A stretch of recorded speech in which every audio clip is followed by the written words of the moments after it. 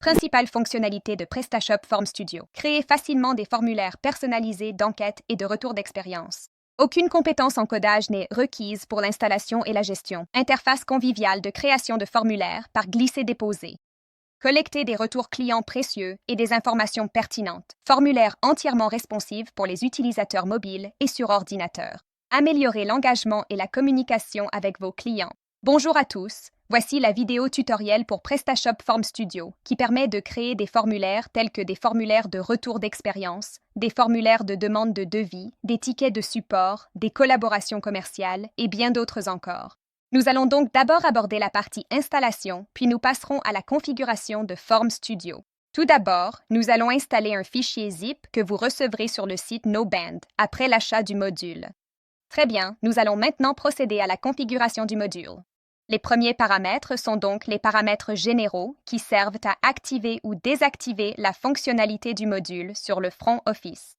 Vous pouvez soit l'activer, soit le désactiver selon vos besoins. Ensuite, nous avons les paramètres de messagerie. Dans les paramètres de messagerie, nous avons les modèles prédéfinis. Par exemple, vous pouvez voir que le premier modèle d'email est le modèle de contenu d'email pour l'administrateur.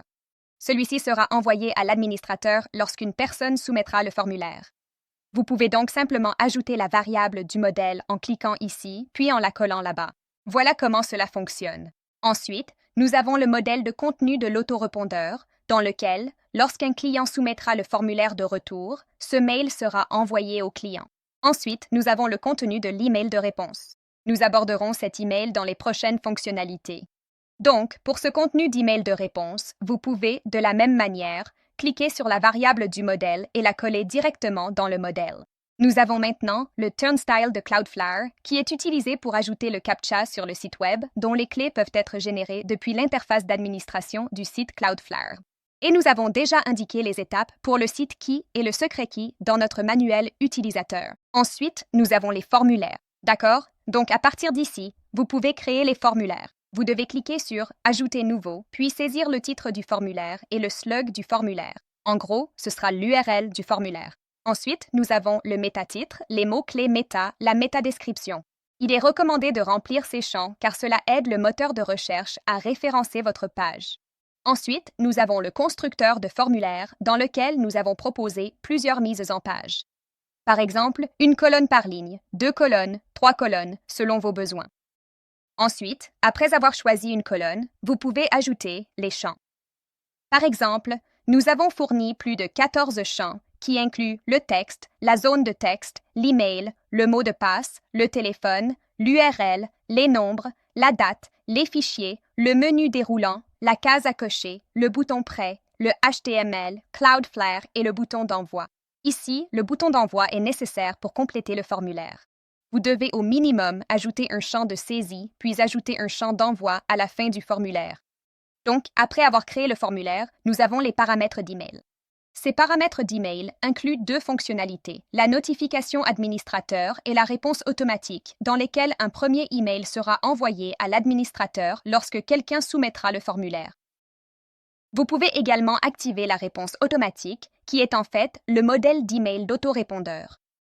Vous pouvez donc ajouter l'adresse email, par exemple. Vous pouvez ajouter l'email de l'administrateur, puis vous pouvez ajouter un autre email en CCI si vous souhaitez envoyer cet email à un autre administrateur, et ensuite cette fonctionnalité du formulaire affichera l'adresse email d'où il provient. Ensuite, nous avons l'objet. Puis il y a le champ « Répondre à ».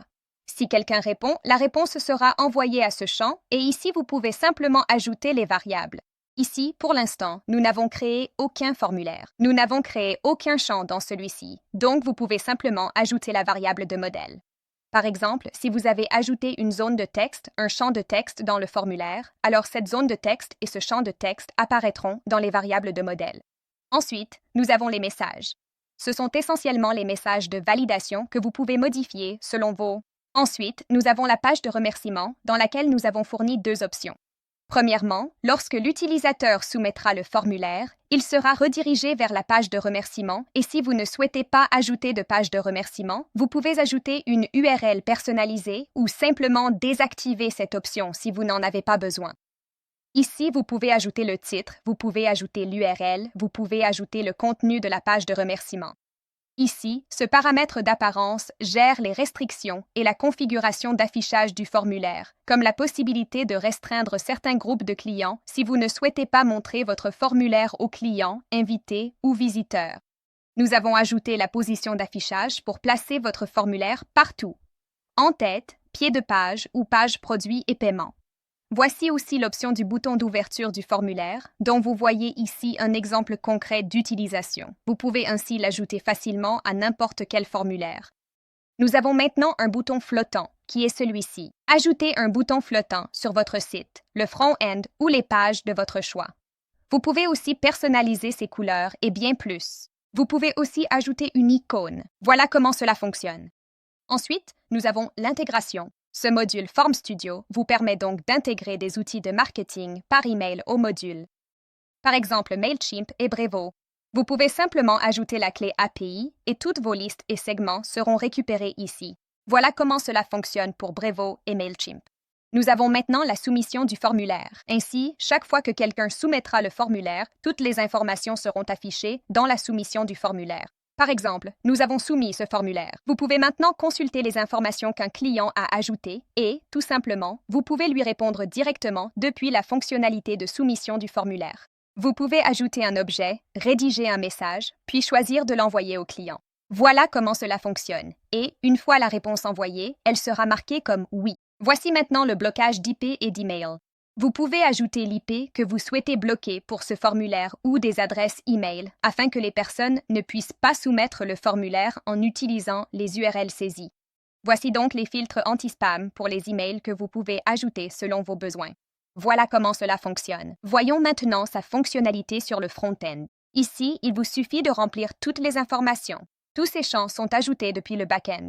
Nous avons maintenant ajouté notre page de remerciement. Donc, lorsque nous soumettons le formulaire, il sera redirigé vers une page de remerciement. On peut aussi ajouter des URL personnalisées pour rediriger nos clients. Voici comment faire.